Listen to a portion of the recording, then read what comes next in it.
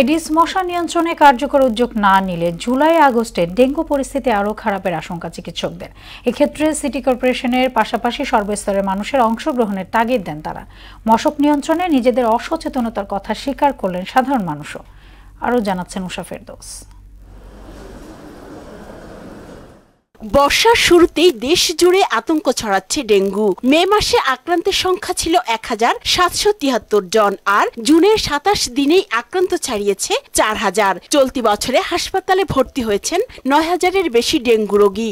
এমন পরিস্থিতির জন্য সিটি কর্পোরেশন সহ নিজেদের সচেতনতায় ঘাটতি দেখছেন নগরবাসী। ডেঙ্গুর মশাটা তো সাধারণত এসির পানি, স্বচ্ছ পানিতেই হয়, তো এটা আমরা একটু সচেতন থাকলে আমার মনে হয় সরকারের এত কষ্ট করা লাগে না, পাবলিক এর জন্য যথেষ্ট। আমাদের ব্যর্থতা অনেক জায়গায়, যেরকম টবের মধ্যে আমরা পানি জমায় রাখি, সেখান থেকে ডেঙ্গু হয়। ডেঙ্গু যেসব সোর্স, তারপরে বিভিন্ন ডাস্টবিন যেগুলো আমরা ঠিকঠাক মতো পরিষ্কার করি না, তারপর আমাদের ময়লা আবর্জনা যেখানে সেখানে ছড়াই ছিটায় রাখি আমরা, এখান থেকে ডেঙ্গু হয়। আমি যদি নিজে সচেতন থাকি, আমার বাসা, আমার আশপাশ আমি নিজে পরিষ্কার রাখি, তাতে ডেঙ্গু আসতেছে না। এডিস মশার বিস্তার ও ডেঙ্গু আক্রান্তের সংখ্যা একইভাবে বাড়তে থাকলে পরিস্থিতি দ্রুত খারাপের দিকে যায়। ফলে জুলাই আগস্ট ঘিরে আশঙ্কার কথাই বললেন চিকিৎসকরা।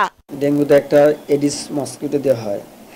ডেঙ্গু যদি আমরা কন্ট্রোল করতে চাই, বিভিন্ন লেভেলে কন্ট্রোল নিজে নেওয়া যায়। সবারই রেসপন্সিবল হওয়া উচিত। আমি সিটি কর্পোরেশনকে দোষ দিয়ে তো লাভ নেই। আমার ঘরের মধ্যে যদি মশা থাকে, সিটি কর্পোরেশন লোকজন এসে কি আমার ঘরের মশা কি করবে?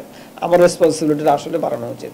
ঢাকা তো বটেই, দেশের সব জেলাতেই ছড়িয়ে পড়ছে এডিস। সুতরাং মশক নিয়ন্ত্রণের সম্মিলিত উদ্যোগের বিকল্প নেই। বরগুনাতে পাওয়া যাচ্ছে, সিরাজগঞ্জ পাওয়া যাচ্ছে, বগুড়াতে পাওয়া যাচ্ছে। এটা একটা অ্যালার্মিং।